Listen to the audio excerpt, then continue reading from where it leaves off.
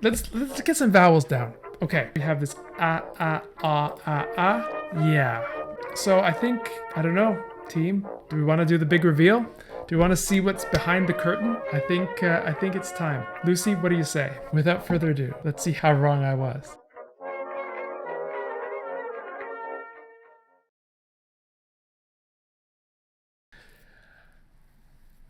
YouTube. We're at the end. I don't think 4 hours is enough to finish these challenges, but if we spent any longer, we'd really never do anything else. But let's see if we can make a little bit more progress and then see if we want to do the big reveal. Okay, so let's scoot in. Let's try a little bit more.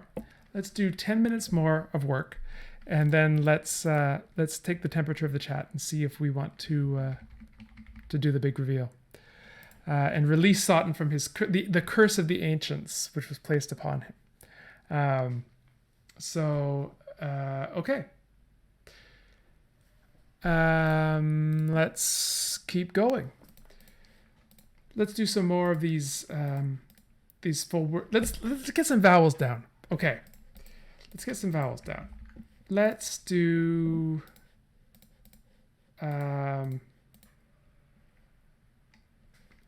this one looks interesting. 11. Let's see if we can reconstruct it. So we have a vowel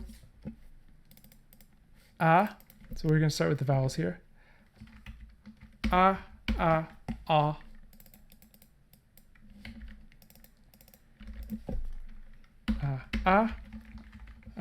This looks like it's probably something like a in the proto-language. I don't think we have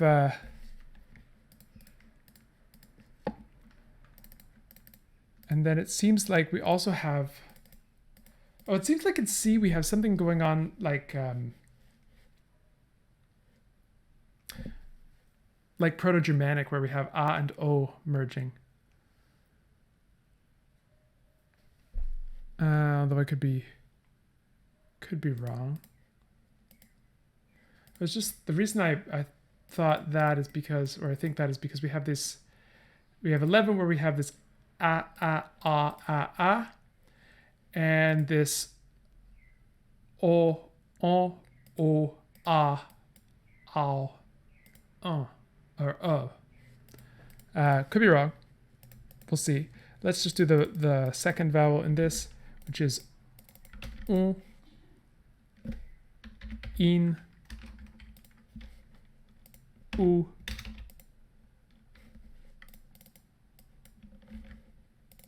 o, oops, and un. How can we get to all of these? Probably something like un. I'm thinking in the proto-language. I'm getting a bit more fast and loose because we're running out of time.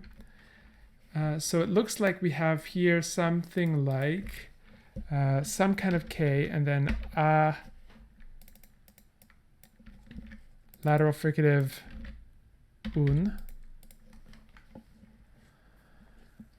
And then which K? We still haven't figured out the mystery of the different observate series yet. But this is the K that is K3. So, and the only thing we need to do, other than what we already know about, is account for the voicing of this lateral fricative in A. It's intervocalic.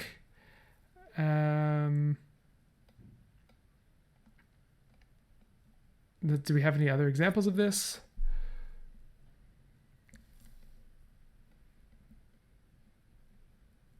I do not believe we do.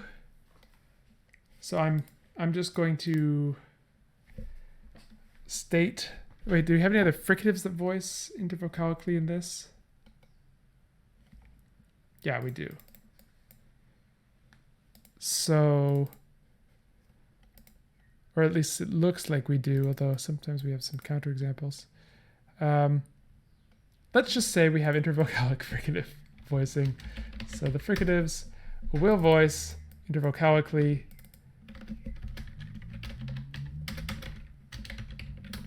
And then we will have some reason why this one does not.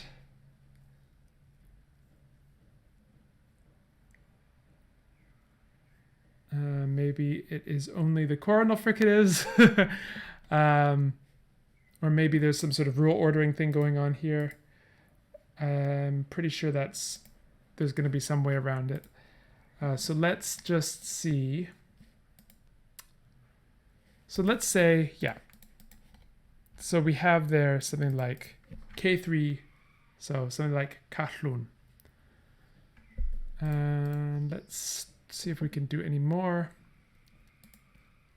Oh, yeah, there's got to be some rule ordering solution. Maybe at the time of the fricative voicing, this is still K3.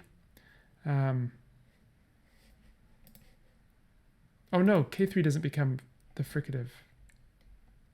I don't know. It's a mess. It's a mess. Okay, next time we do this, I think we're gonna have to make it a little bit more winnable, or allow more time to it, because I just don't think that the 8 hours is enough, especially 8 hours of the amount of attention I can give while I'm doing the stream and narrating everything. Yeah.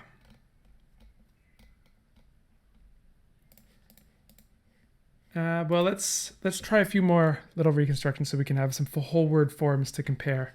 So I think that we're dealing with something like, what is this? K38. So something like,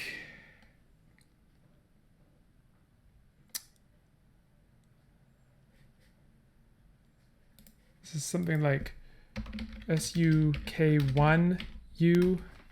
The vocalism I'm not totally certain of, so I'm just gonna I say K1 because the 1 series have this pattern of voiceless, voiced fricative, voiced, voiceless, which we see here. And what else do we have?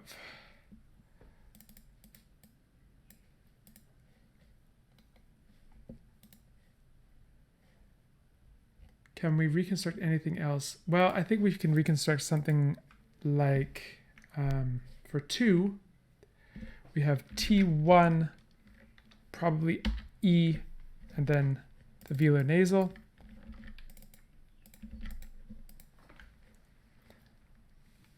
And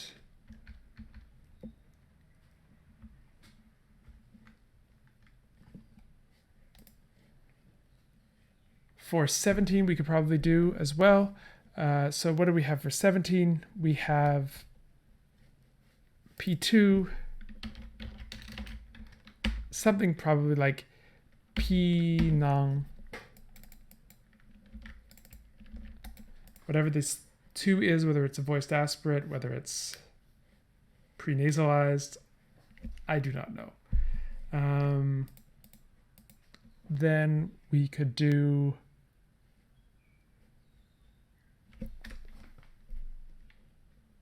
maybe 19, which will give us something like MU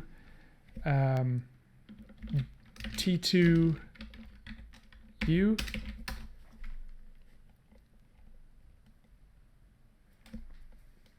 And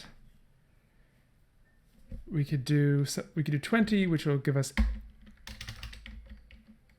none. And I believe in this case we do have good evidence for a nasal. And then we have K, KH. So this is K3. And something like, it's not totally clear what the final vowel is to me, something like O. Yeah.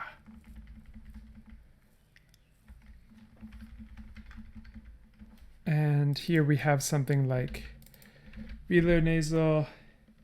I think this is A. And then K2E.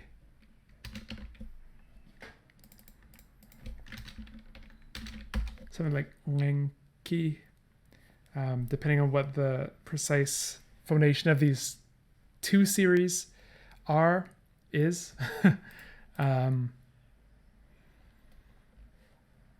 And we are, oh, Sutton, you're a 30-day period. I think that's probably enough time to do it justice, but I'm not. I'm even hesitant of that because I know what you're capable of. Okay, so then we have K3, then some kind of back vowel, and then I think we have an M, and then this would be our T1, and then a U. So whatever this one series is. So the big mysteries. Here are my big mysteries. What are these three series of? So is it true? Is this reconstruction correct that there are three series of stops? And if so, what are they? If we have enough evidence to sort of have us going around in circles, one thing to the next. But I don't yet have the at least presence of mind or the available data or all those things together at once in order to make a good decision. Why on earth do we have patterns like in 5, 6, 7, and 31, where we have this nasalization showing up, but then no traces of nasals anywhere else? How do we explain the appearance of long vowels in D in a variety of different contexts? Both with nasals after them and seemingly with just stops after them, with oral stops after them. Oh, hey, John. Welcome. Glad you could join. Yeah, unfortunately, we're wrapping up right now, but it has been a journey. It has been a journey. Okay, so what is our next step? I think it's going to be. I think it's going to be to see the answers. So I've listed out the big mysteries.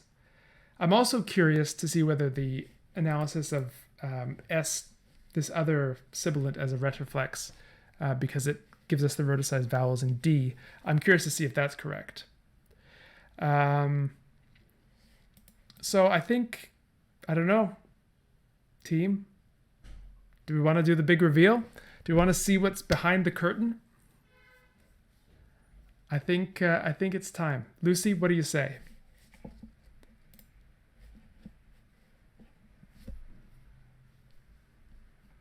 Okay, we're about to reveal. So, without further ado, let's see how wrong how wrong I was.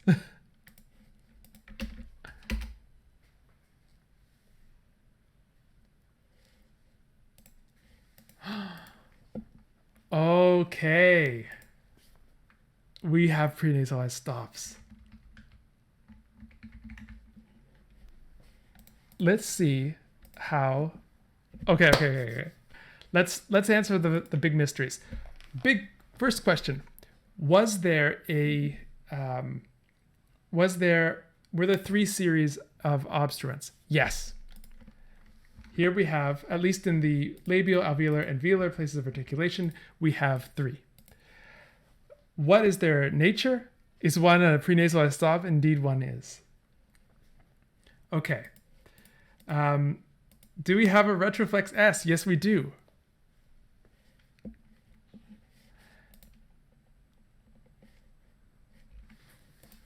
Oh, this is so cool. I'm sorry we didn't get to the vowels that much.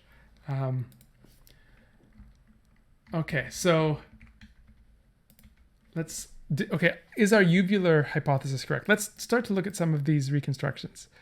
So let's look at 21. Do we have... Oh my goodness. I have to...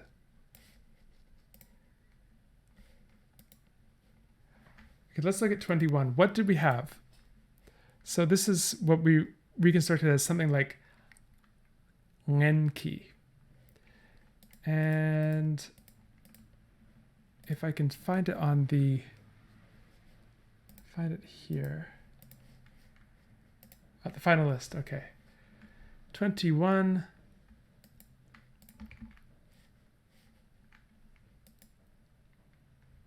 Okay, so we were quite close. So our two series. So let's, knowing what we know now, let's rewrite these algebraic notations with what they actually are. So K2 is prenasalized G. We can give ourselves the correct vowels in here. So I think, well done us. I think we have, okay, let's look at 23. So here we have this K3. So it looks like the identity of K3 is plain. So 11 K3 plain. So the 3 series are plain. The 2 series are prenasalized. Let's see. So because the 2 series are prenasalized, we have something like mba. And actually, look, our reconstruction is pretty good. We didn't know exactly what was going on with this 2 series, but we knew that there was a 2 series. Mbinang. Let's see if it holds up. So above. So we had. So let's just, for the sake of argument, put in the right vowels so we can see things clearly. So we thought that there was this. We were unclear on whether there was a nasal before. If there was a nasal, which there indeed wasn't in the end, but we got the fact that this was the 2 series correct, which turned out to be the prenasalized stop. So the contrast between prenasalized stop, between the sequence nasal and prenasalized stop, and just prenasalized stop on its own, actually ended up being quite crucial. That's how we derived the difference between things like this number 1 word, the bread word, and where's another example of that? Trying to find out where the other thing like that was. Is it? Yeah, 20. So 20 we have nasal stop, and then in 1 we have nasal prenasalized stop. Interesting contrast in the proto-language. And then let's look at what the status of the 1 series was. So it looks like the 1 series was voiced, just plain voiced. So this is our word 12. So komdu. So ignoring the fact that we basically didn't get any progress in the vowels at all, I think we traced the outline of this proto-language decently, although we never did end up having the courage of being able to take a stand on what these series actually were. But such is life. I'm pleased with this. This ended up going really well. So let's look at word 5, which I said here are the guesses if you'll recall. So we had something like engine or engine. And what was it in the end? Engine, which was modulo having the right prenasalization symbol here. which was one of our options. So I understand the pain that Group B must have been feeling. Sutton, let us know what you learned from your curse. I am going to just expand this up now to show the world the glory and the grandeur of this reconstruction, or of this language family. One thing that we didn't really spend much time on, but I think really is warrants appreciation, is the fact that we actually have glosses for all of these words, and we can see some cool grammaticalization, some cool semantic shift. This is really, really interesting. So we have, for example, nanko, animal becoming na, meat in this language. We have nak, animal becoming deer in this language. So A, paralleling what happened in the history of English. We have it becoming pet or domesticated animal. So animal being semantically narrowed to pet, to bear in E, and to wild animal in B. So wow, I'm just so my mind is blown by this. I'm told there are sentences and there's a map. Where's this map? How do I get that, Lucy? How do I get the map onto? Do you have a link to the map or some way I can put it up on the screen? Or is it on here somewhere? Oh my goodness. Look at this. My immense and eternal gratitude goes out to Team B and also to the chat for helping with trying to untangle this magnificent knot. I'm told there are also sentences somewhere. I kind of want to do, I don't know, I want to do a showcase on some of these languages, because the reconstruction, I think, is not enough spotlight to shine on these. So if you want, if you're keen, Team B and Team A for that matter, we can do a little showcase on these families that you've made, because you've done such amazing and excellent work that I don't want to, I'd like people to be able to appreciate it if you're game. So just let me know in the Discord if you are, and we can work out a sort of a conlang showcase thing here. Oh, look at this. This is beautiful. So B is English-ish. Oh, A is something like the Chinese languages. B is English-ish. C is Latin-ish. D is Japanese-ish. And E is a Tibetan/Celtic mashup. Oh. I don't know. I'm overwhelmed. This is so beautiful. Yeah. Okay. Let's look at the map, shall we? Oh my goodness. We even have a map. See if I can get this on the screen along with the other stuff. Some of the other stuff at least. So you can see, hopefully.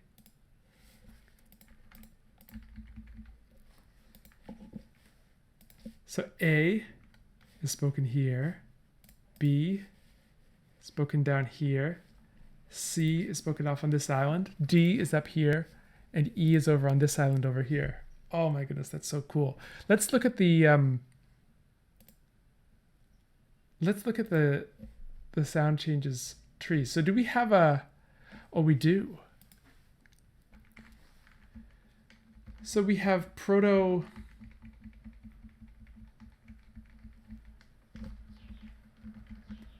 So we have it going off into what? Into proto ACE. Am I reading this right? ACE. or no, how do I read this? Team B, help me. Tell me, what's the sort of the tree structure here?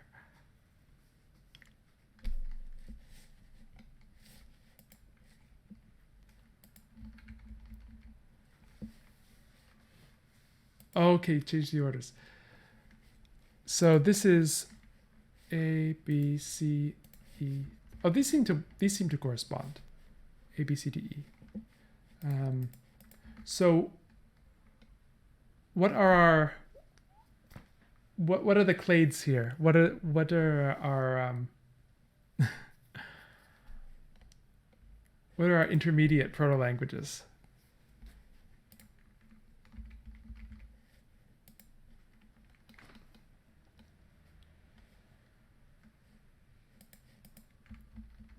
Ship's law.